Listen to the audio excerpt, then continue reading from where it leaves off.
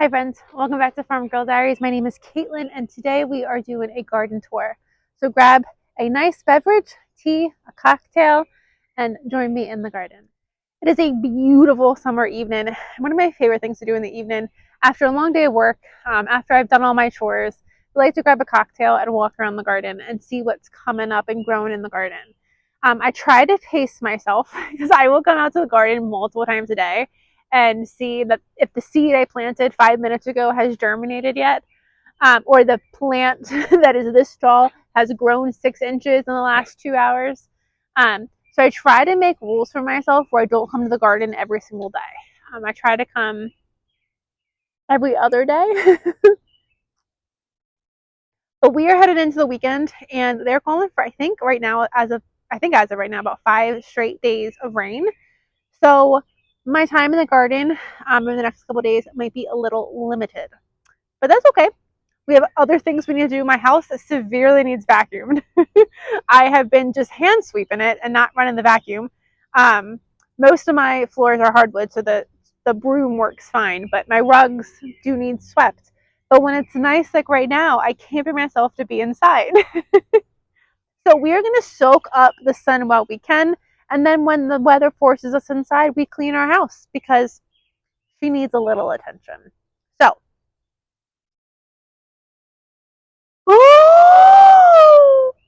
okay, that was dramatic. But I just saw this. So excited. Let me show you. Let me show you. Let me show you. This is my this is my cattail in my little pond. I'll scan you down to show you, but look what I just found. It is my first actual cattail. Oh, that's so exciting. So this is my pond's third year. I built this 3 years ago. It's not perfect. It's not perfect. Somehow I leak water. I don't know how. I don't find the water anywhere around here. And this plastic that I have is solid plastic. So unless there's a hole in it, well, and that's the thing, doesn't make any sense because like it doesn't get lower than where it is right now.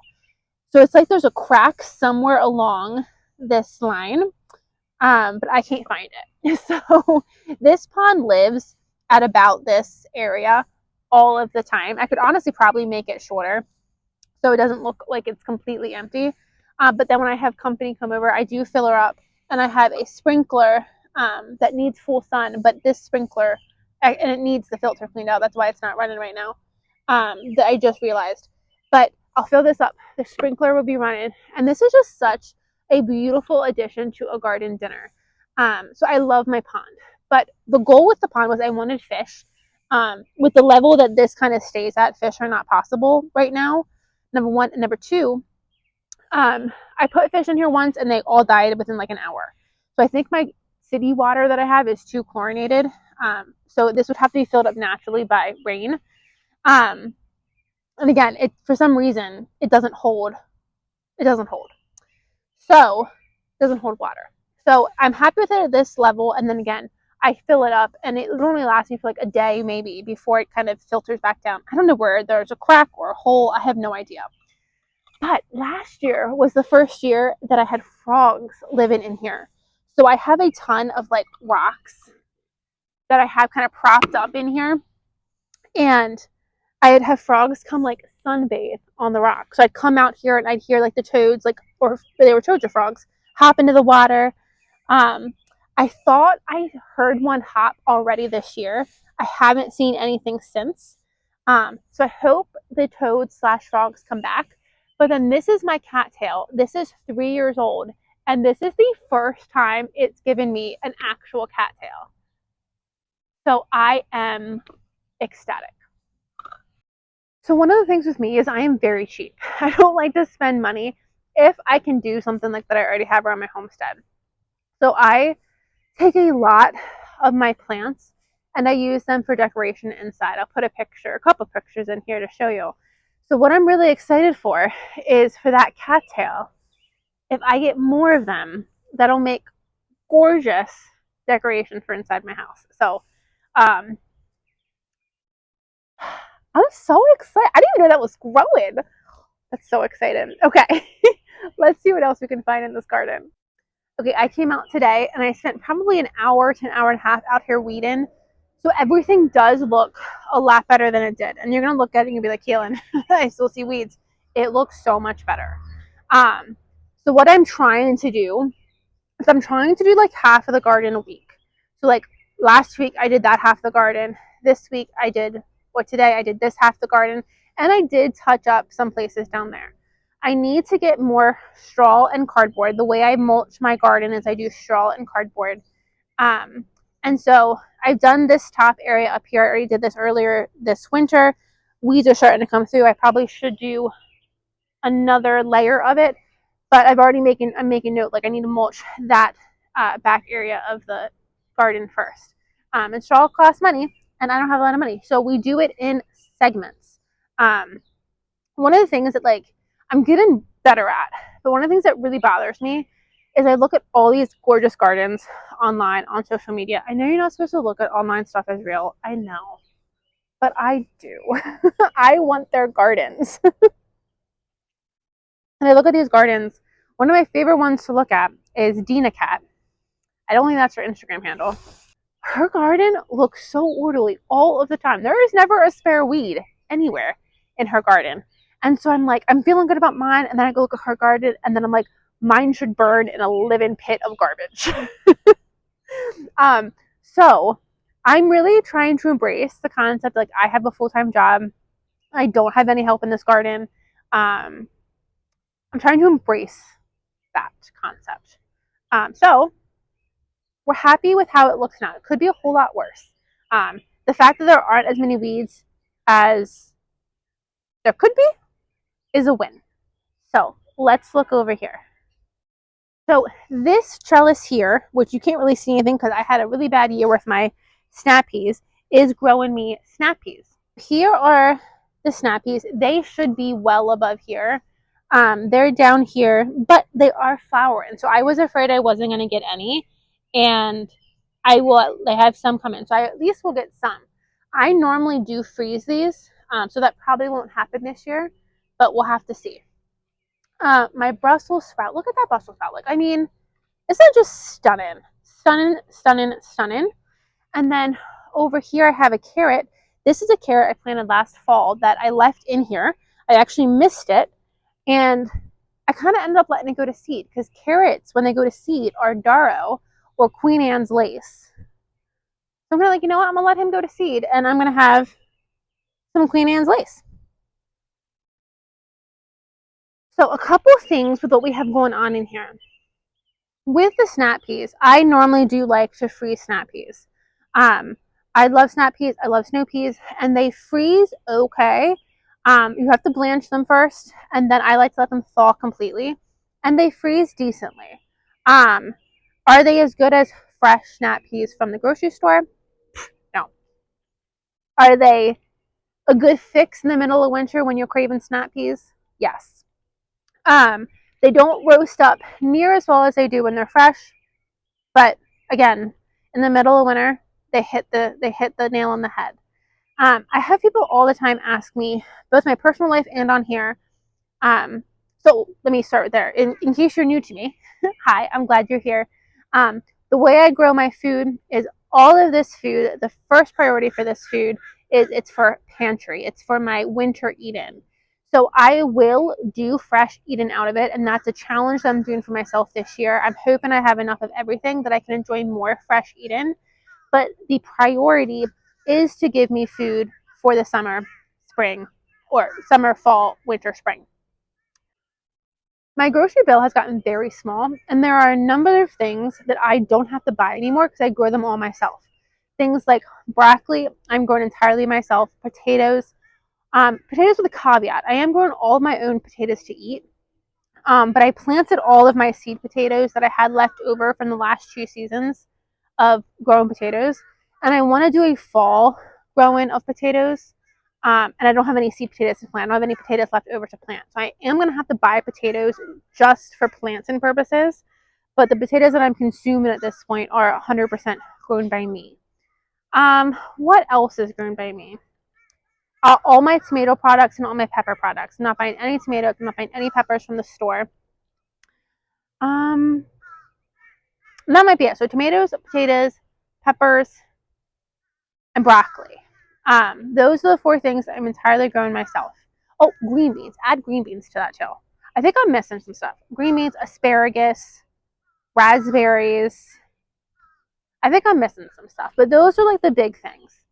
Um, so for me, I grow all my own food first and foremost because I want it to be clean. If you've never heard of the Dirty Dozen when it comes to fruits and vegetables, um, go down that rabbit hole at your own cost. So we all know that commercially grown foods, they use chemicals, they use pesticides, they use herbicides, they spray them to make them look better. We all know that commercially grown fruits and vegetables is just laden with chemicals. So my first and foremost priority is I want this garden to be completely chemical free. That has a little caveat with it too, but this is completely a chemical free garden.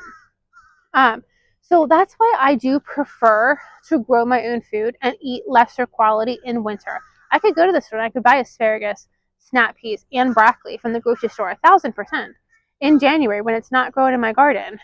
But you don't know where that fruit is coming from. You don't know what is on that fruit, who has touched it, where it's been, nothing. And there are some things that you just can't wash off. You can't wash out chemicals that are embedded in that fruit. My goodness, can you hear the birds?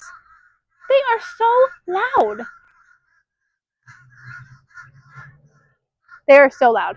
I hope they're not disturbing you too much because they're disturbing me.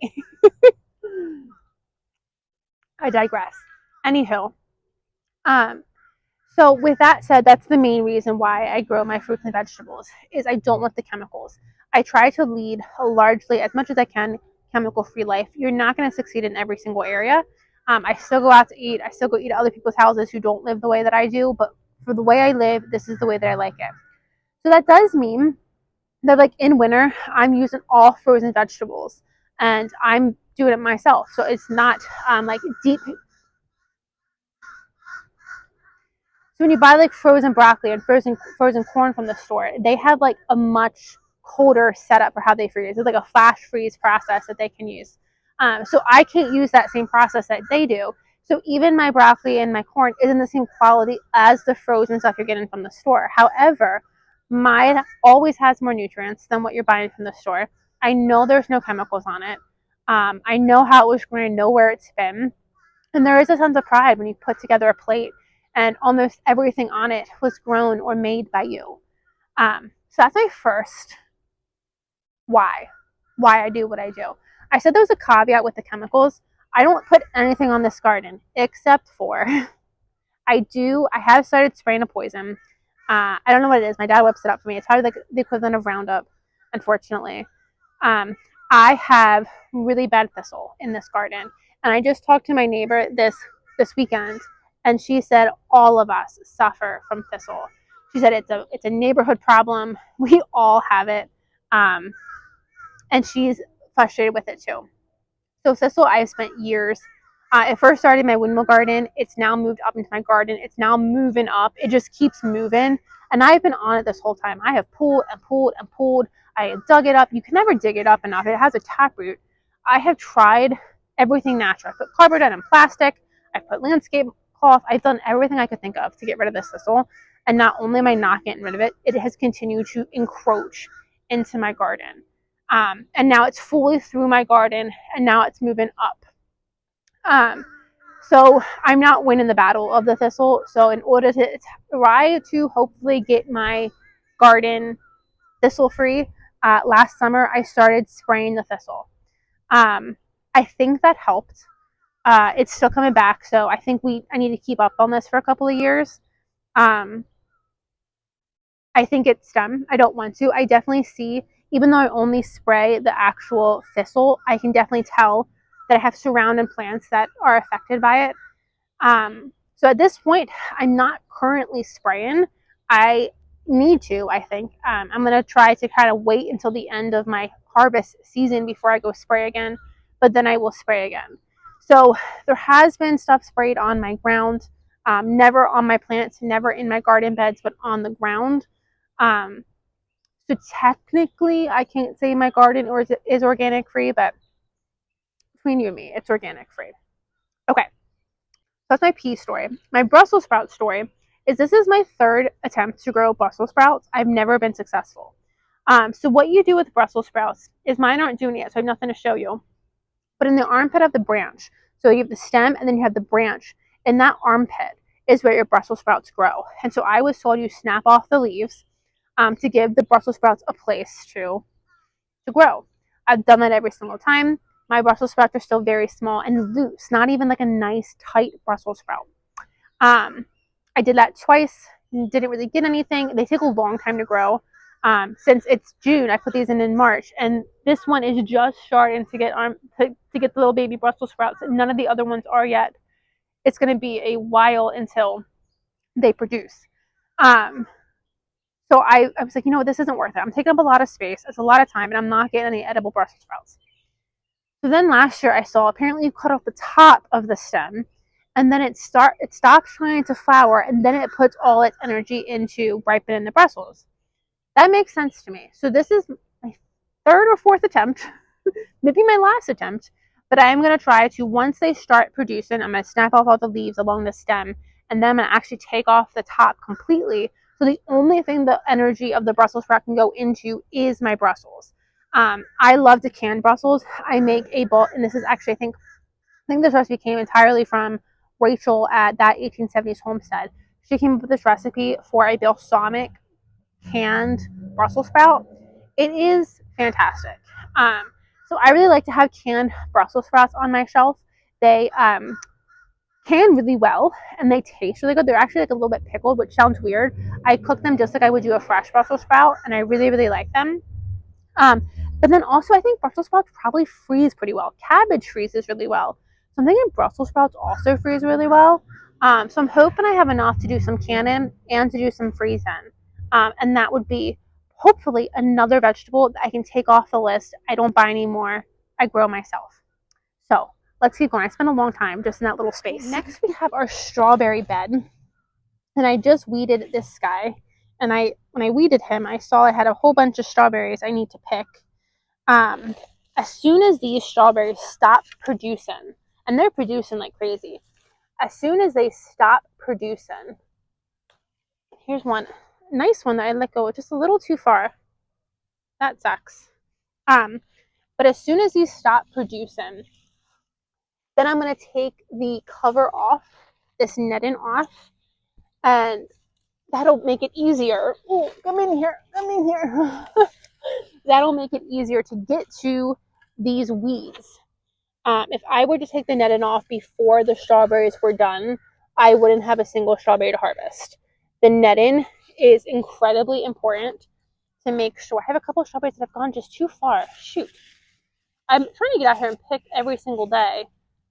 And they slowed down a lot, so I thought I could go like every other day.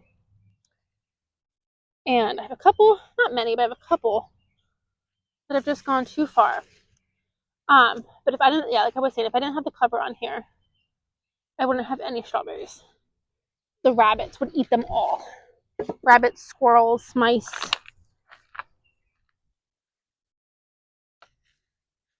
And then what I need to do is a nice little harvest. This one has a little brown bad spot, but we'll eat around it. What I need to do too is they're all setting off runners.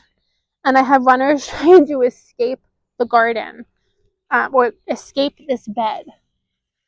So I want to try to get them to go back into this bed because I do have some holes. So with this netting off, we can try to kind of help guide where the runners go and try to get this whole thing filled out with more plants. I debated not showing this, but I'm going to show this because this is real life. I have quite a mess. So right over here, all of this thistle, that's where the bunny's hutch was that I just moved out of the garden in early May. So typically the bunny lives in here. I have her hutch, and the old bunny that I had, her name was Miss Fig. I would actually let her run around the garden. I'd open the door and she'd be able to run around the garden. She passed away in November. I got a new bunny in April. And at this point, I'm bringing her in the house to get her energy out rather than letting her run here just because she's getting a lot better. She actually like doesn't run for me anymore, which is great. But she also doesn't like really choose to come to me yet. I think we're going in the right direction, but we're not there yet. So I don't want to like give her free run of this garden. Miss Figgy knew her boundaries, knew where she couldn't go. So at this point, I don't know if I'm gonna let Hyacinth run around the garden or not. So I don't know if I'm gonna put her hut back in here or not. I move it out in the summer just because this garden just gets afternoon sun. There's no shade. It is hot. And Bunny's can get quickly overheated. So I moved her up to my patio under a big tree, and she gets much more shade. It's much cooler up there. My thought process is in this area, do I want to bring her hut back down in winter, or do I want to put another garden bed there? And I was thinking about potentially doing another garden bed with strawberries and then build in an arch to connect the two, that I would like a big tunnel arch that I could walk through, and then either plant a perennial like vine and flower on that, or vegetables. That's the thought process. I don't know if I'm gonna do that yet. And then right over here, this mess here is a big not hollyhock, a big holly bush. I've cut this down so many times, it keeps coming back. And there is a ton of thistle in there. I'm going to go at any point in time and just spray this all with my poison.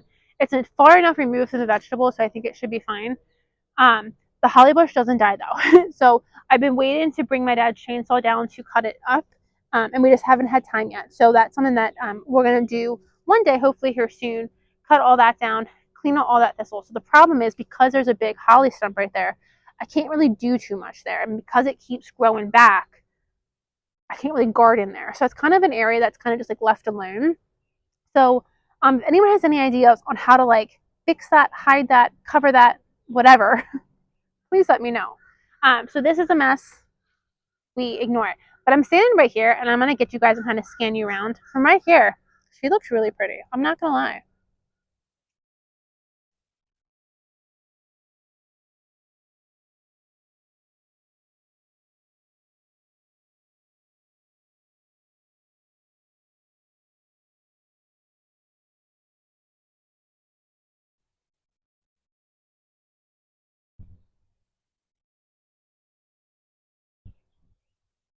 This right now is my favorite spot in the garden. So I have my kale coming up here. I have onions coming. I think this is dill that is going to seed over here. That's going to be gorgeous. I have my tomatoes. I have my daylilies blooming, starting to bloom in the background. I have my black hollyhock starting to bloom.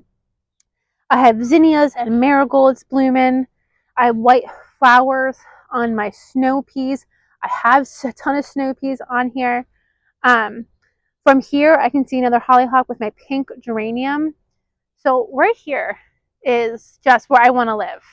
I'm just gonna like rotate because this is my favorite spot in the whole garden right now. There's a lot of messiness going on over here. I'm gonna show you then. But right here, she looks great.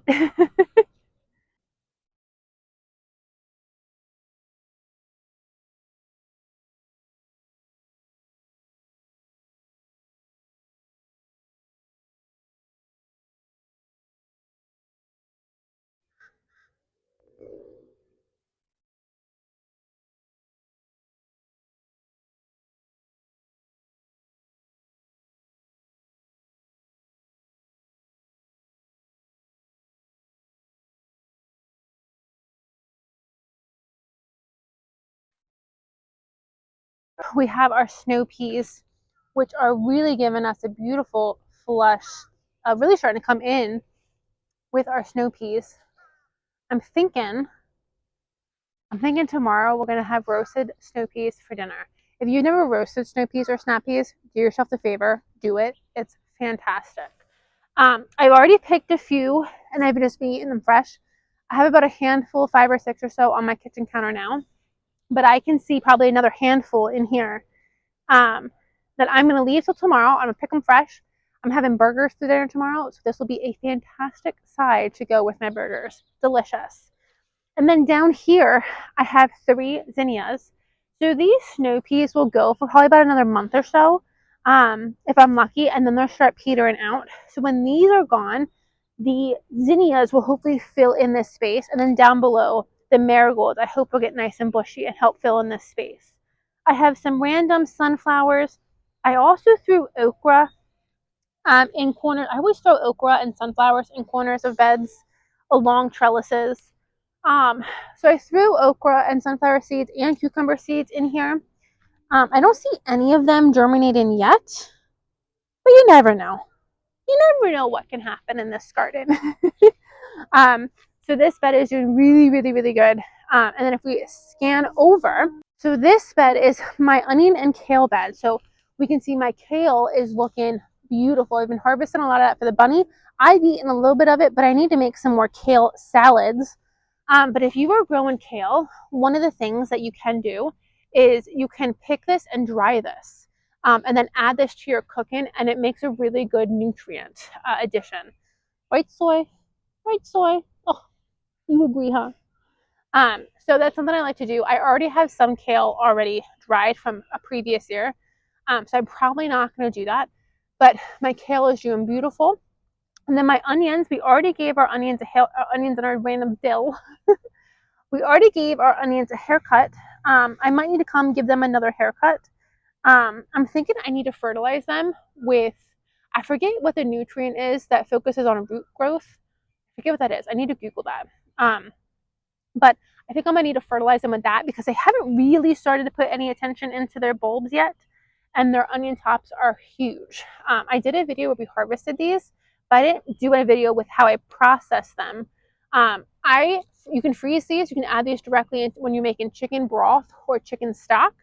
I like to just chop them up and add them into garnishes as like an onion. They have a great onion flavor. You can dehydrate them, grind them up, make your own onion powder. I chop them up and add them to what I call pepper packets. And it's just like, it's peppers, onions, okra, and then it has some nice greens, which is our onion greens here. So these onion greens I think are really, really beneficial. And then in here, oh my sweet lady. And then in here, I have some random volunteer beans growing, and I didn't get to plant my beans this year, so I'm kind of letting the volunteer beans grow so I get some beans. Good girl. Now our tomato row is doing marvelous things. I've had to start staking up some of our tomatoes because they are now reaching the trellis. So we're going to be together one day soon to do some pruning. I haven't done any pruning on these tomatoes yet, and to really start staking them up to the trellis. There are a couple that started to flop over, so I had to attach a couple, but for the large part, they're all still growing up. So they're doing really, really good in here. And then I have some random volunteer sunflowers here. And then I also have some random beans that I'm also letting grow. But these are my Cherokee purple tomatoes, and they already have flowers on them. So that's really exciting. So we'll have tomatoes soon. And then here I have here, and then right at the door, I have zucchinis. And I can see right here that this one, and then the one I have over here, they already have baby zucchinis on them. So probably in about a week and a half, we should have zucchinis. I am very excited to have zucchinis. When you plant zucchinis, you do want to plant them all together. Zucchinis need to be pollinated in order to grow. If your zucchini is not pollinated enough, it won't grow. The zucchini actually will fall off the plant and rot. So I do plant mine. None of mine are together, but I hand pollinate my zucchinis every single time just to make sure I don't risk blossom and rot. Or when a blossom isn't pollinated enough, it doesn't get the blossom isn't pollinated enough. The fruit doesn't have or the vegetable, the plant doesn't have enough nutrients to grow the fruit, so the fruit will actually rot while it's still attached to the plant. So in order to fix that, I actually go through and I completely pollinate all of my zucchinis by myself. So I noticed today that I have some flowers for some female zucchinis that are getting ready to open. So I'm going to start watching them every single day. Wait till I get a male flower, and then hopefully they kind of time up and I can just take that male and pollinate all the females that are open. So while I'm talking about that, let me go show you what I'm talking about when I talk about a male and a female zucchini flower.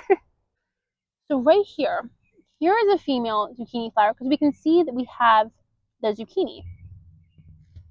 So this is where a zucchini is going to grow. A male flower is right back, oops, let me move this here, is right back there. And you can see there is no zucchini at the base of the flower. So what we do is we pluck the flower off when it's yellow, it opens, and we take it and we pollinate it with this female flower. We don't take this female flower off. We have to be very careful. We pluck the male, bring the male to the female, put the male in the female, pollinate it, and then we have little baby zucchinis. So one thing that's nice about having multiple zucchinis is like I have my female flower almost ready to open. It'll be open within the next 24 hours. I don't have a male flower ready to open on this zucchini yet. I don't know that I have a male in any of the others, but I will at least go to every single zucchini that I have to find if I have an available male to make my little baby zucchinis. So having multiple plants sometimes is a requirement. Zucchini, you don't need to have multiple plants. You can do it all in one. But it's nice to have multiple so I could go pull from others if I needed it. Okay, we've left our cocktail, but we found the sunflowers. So these sunflowers, I was just out here 2 days ago, and none of them were taller than me. And I think at this point, I am inches away from being completely covered. And they are covered in spotted lanternflies. Ugh. So many. Anyhow. Okay, I killed a whole bunch. I'm gonna hope that I did my civic duty. Anyhow, these sunflowers are volunteers. They're doing fantastic. In here I have a cherry tomato.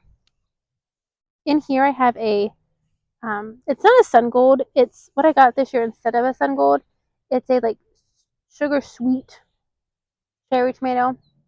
So that's flowering. But then let me show you what I have going on over here.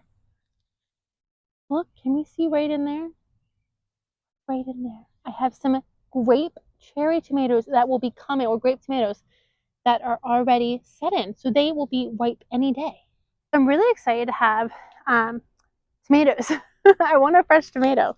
So I'm going to be watching those grape tomatoes like a hawk. As far as I know, those are the only tomatoes that have actual tomatoes on them. But it'll be only a matter of time because they all are starting to get blossoms on them. I see a lot of blossoms as I kind of scan my tomato row. So I have my tomato row, and then I have a couple of random ones, and then I have some volunteers. So here I have a grape, and then over there I have my orange cherry tomato. I always grow some sort of red cherry and some sort of orange cherry tomato. They're great for salads. They're great for bruschetta. I actually like eating a cherry tomato bruschetta. No, a cherry tomato caprese salad rather than like a whole tomato caprese salad. I think the cherry tomatoes are just a little bit sweeter, and I really like that. So I always grow just one of each because they grow a ton for me. They really, really produce. Last year I had a plant that was absolutely massive. But this year I decided to go for a grape tomato because my dad prefers grape cherry tomatoes. And then I always like my sun gold cherry tomato, or my sun gold orange tomato. They didn't have that one this year at the nursery. They had like a sugar sweet or something like that. So I got that. I'm like, that'll be fine. But then, because when you let tomatoes rot on the ground, they set up new seeds. And a lot of my tomatoes did rot on the ground last year. So I have volunteer tomatoes coming everywhere. Oh, the mosquitoes have found me. I have volunteer tomatoes coming everywhere. And so I'm letting a lot of my volunteer tomatoes go. So I'm really excited to hopefully have a red grape, this orange sugar sweet, regular sun gold, and hopefully a regular red cherry tomato. I think that'd be really fun to have all four. I could have planted all four if I wanted to. Initially, I didn't think I need that much because I don't honestly need 4 different cherry tomato plants. But if they're going to grow free for me, I'm going to let them grow. And then, so they're kind of growing in here in our potato bed. Our potato bed is doing fantastic. Everything in this garden is doing really well. This is a great garden year for me. So the potatoes are doing fantastic. They'll come out in about maybe 3 weeks or so. And then I have a whole bunch of volunteer potatoes over there. And then this is the random volunteer bed. It's supposed to be an onion bed and it's all volunteers. I can see I have a whole bunch of tomatoes growing in that bed too. So these will be coming out in about another maybe month at the most. And then down here, I have all of my sweet potatoes. So my sweet potatoes are coming along nicely. So I did a video a couple of days ago where I talked about my sweet potatoes. All their leaves had gone purple. They have started to green back up. This is a Beauregard sweet potato, and their leaves can have a purplish hint to them. Typically, purple hints at a phosphorus deficiency. Purple leaves hint at a phosphorus deficiency. I didn't think that was the case because I shouldn't be phosphorus deficient. Turns out that this purple of the leaves, while common to Beauregards, are also an indication the ground soil is too cold. And that night, right before I realized they were purple, it had gotten to like 46 degrees. And sweet potatoes are tropical. They actually don't like to be that cold. So I think they definitely gotten maybe a little bit damaged from that cold weather. They are greening up. So I'm hoping that they actually produce for me. I'm hoping that cold snap didn't do anything that they don't grow for me. So we're just going to have to keep our fingers crossed. The plants themselves are getting bigger. So I'm hoping that we have a really good sweet potato harvest.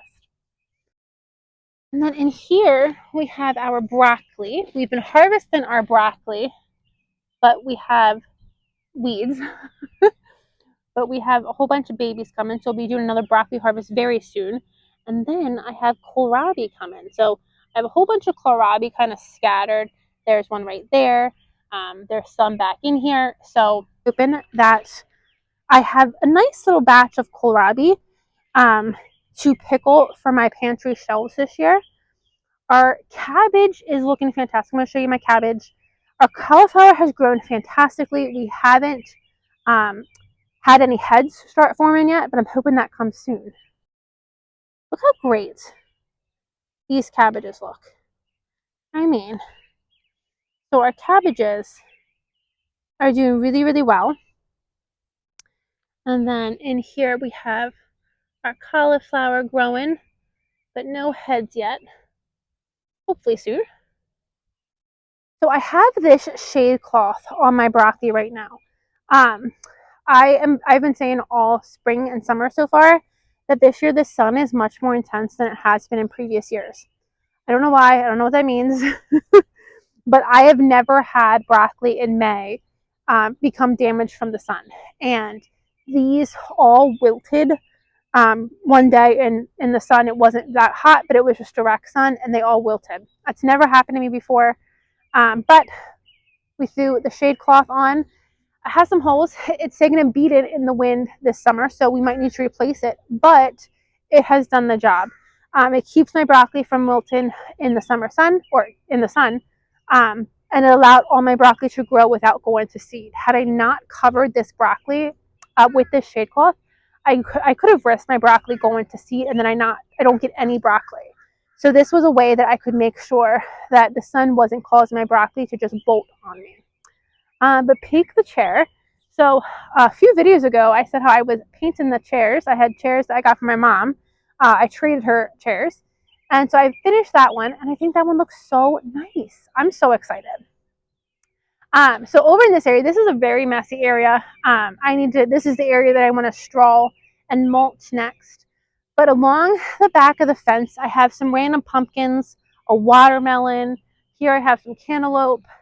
I have some sort of melon back there. Don't really know what. So I have a lot of vining things along this whole space that I'm hoping will also help keep down with the weeds.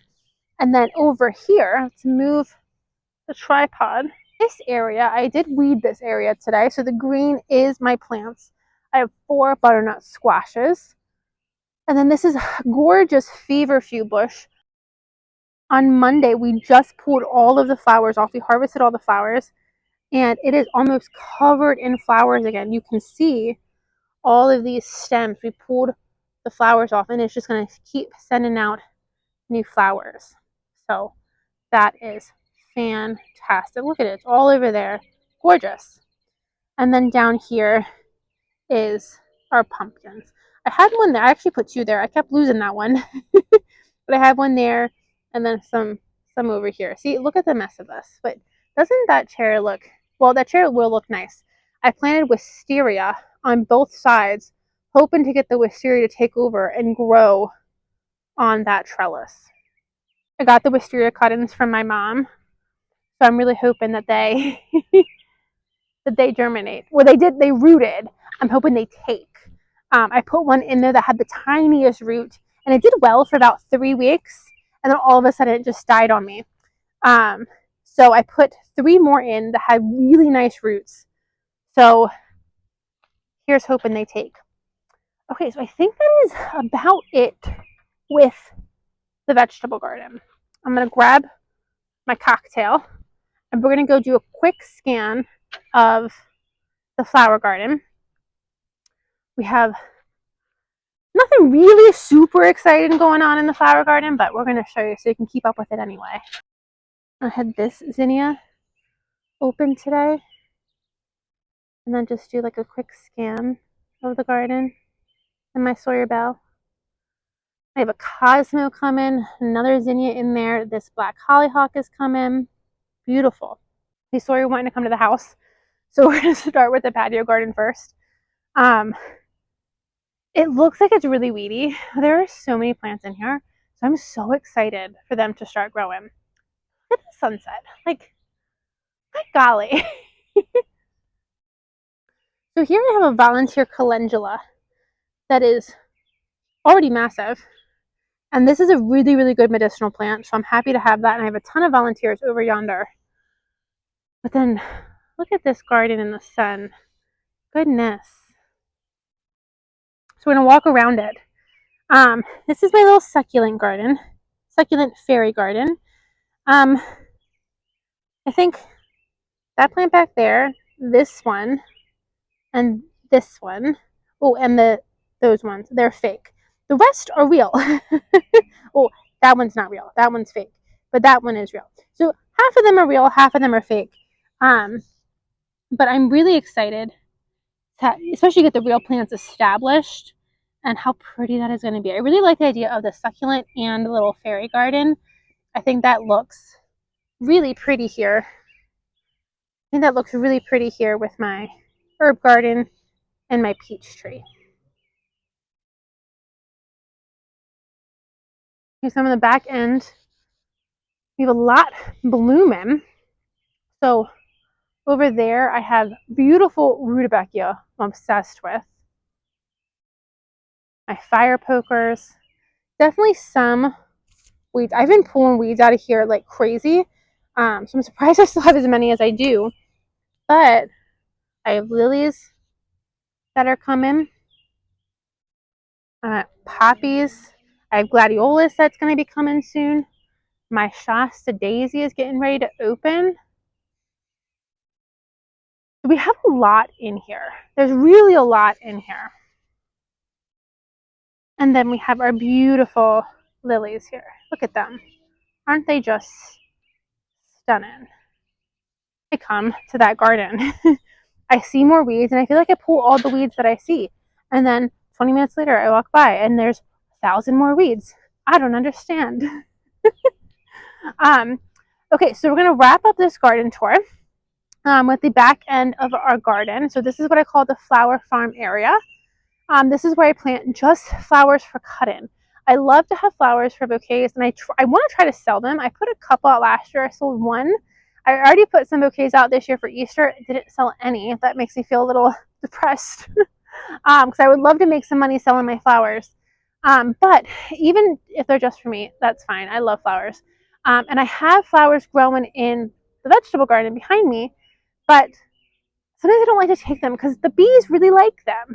So I created this area over here with the sole intention of this is where the flowers grow. I can cut them. They do look really pretty over here, so I still struggle cutting them from over here. But the purpose of this is the flower farm. This is the cut-in area. So let me show you all the things I have grown in here. I'm really excited about what I have in here. So I'm really excited. Okay, so back here are all of our sunflowers. In this bed here, we have snapdragons. And what I did, so I had snapdragons that overwintered. These tall ones here, the pink one, is one that overwintered. I had a whole bunch that overwintered, and then when it got warm, they died. So I didn't start my own snapdragons, which was a mistake. And so I bought some, and I think the ones I bought are like dwarf snapdragons. They're blooming beautifully, but the thing I like about my tall ones is my tall ones are great for bouquets. So we'll see if these snaps are going to be good for bouquets or not. I'm hoping they get some longer stems on them. And then over here we have Lysianthus. So the first nursery I went to, I got 2 yellow Lysianthus. And then last week I went to the nursery and they had another pack of Lysianthus. And these ones are white and purple. So I got 6 of them. I'm excited to have them. I have some random peppers that I needed extra space for, so they're thrown in here. A random zinnia and a poppy. So I have a lot of stuff in there. This is the bed I'm most excited for. Here are a whole bunch of poppies. Then I have a whole bunch of gumfrena. This bed really needs weeded. Excuse the weeds. The gumfrena will put off long stalks. So I'm really excited for those purple balls to have like long stalks in them. That'll be great for bouquets. And then all the plants in these weeds, these are all straw flowers. So I'm really excited to have them for both fresh bouquets and for drying. Then I have random sunflower. And then back here, this is all Jerusalem artichoke, which puts off a really pretty yellow flower. So I'm excited to have that. And then back here, this is all good stuff. I think I have a lemon balm over there. The goal is for it to be a lemon balm. It's either a lemon balm or a bee balm. And then I have a whole bunch of mint. We want that here. And then I have a honeysuckle plant. And I was going to pull it. Honeysuckle does smell really good. And I think it might be a nice filler for bouquets. So I'm letting the honeysuckle go.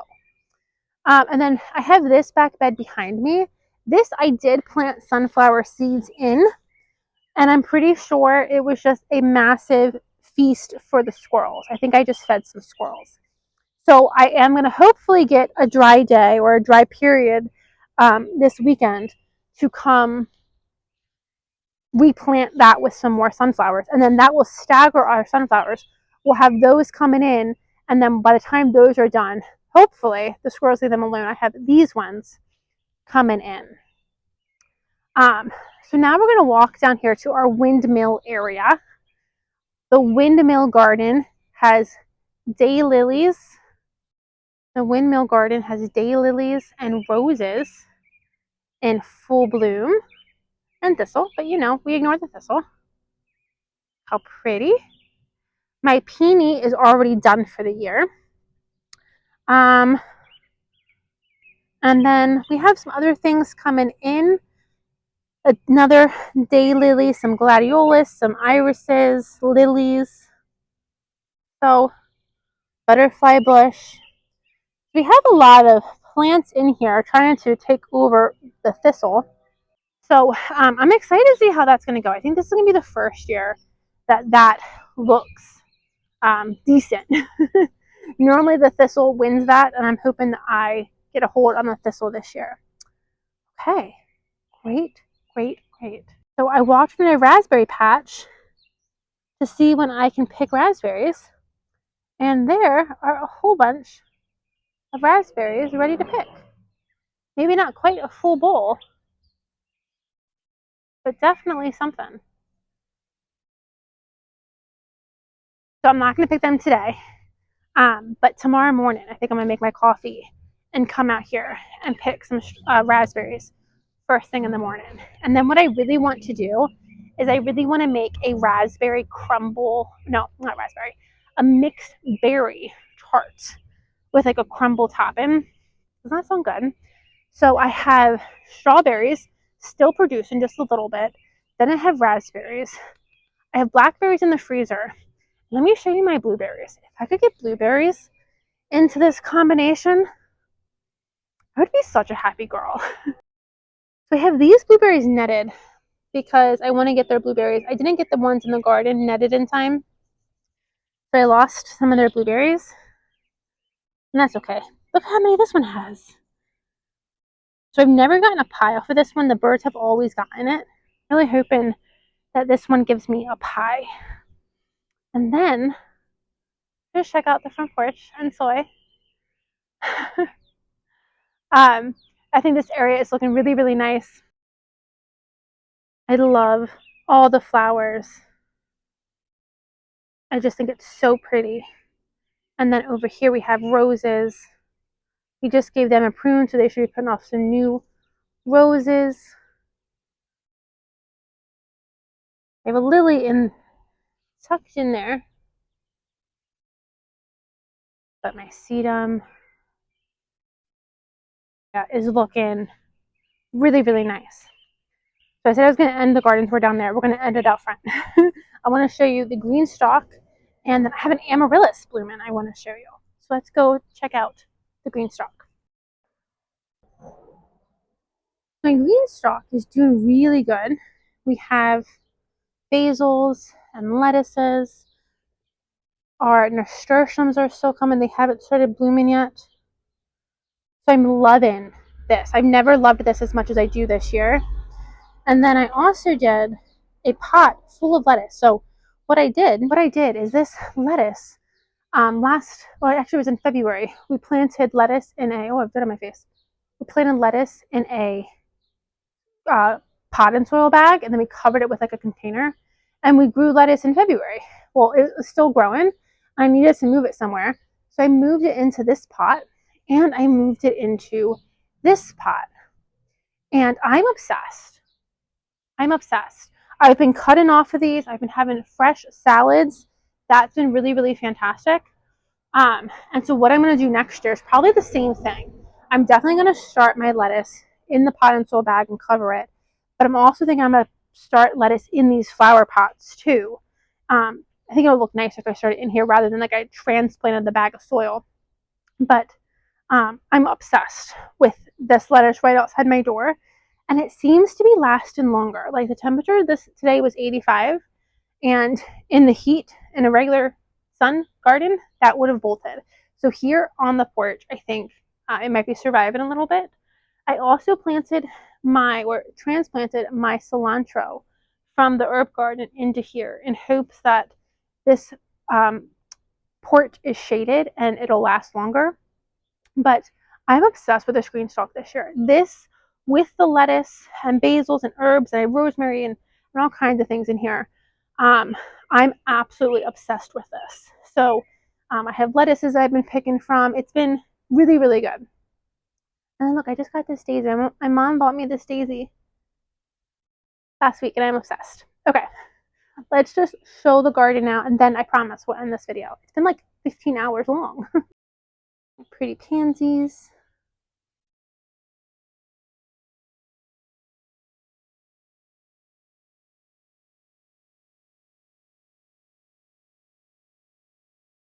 I just love it. I think it looks so pretty. And then here is my white amaryllis. How gorgeous that is. Absolutely stunning.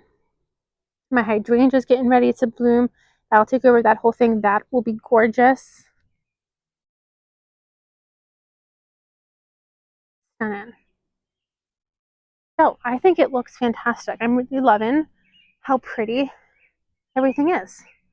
So that was a really long garden tour. If you're still here at the end, I appreciate you. That was a really long garden tour, but there's so much to share and there's so much to show.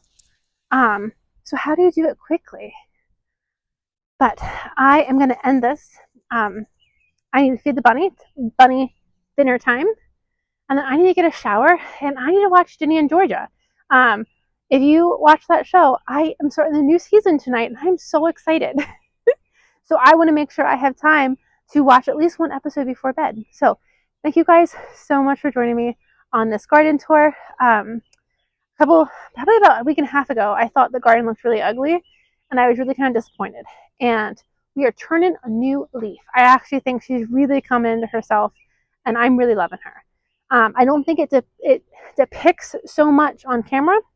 I keep trying to take pictures of the garden and all her beauty, and then I look at the picture and I'm like, oh, it doesn't even show half of her beauty, a quarter of her beauty. So it's really hard to kind of get the beauty of my garden, I think, on camera. But I hope you enjoyed this. I did.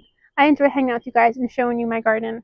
There's not many people in my life my personal life, that enjoy the garden as much as I do. So they would have tuned out probably 5 minutes into this video. So I appreciate you guys sticking around. I love showing off my hard work. So I'll see you guys in the next video. Bye, friends.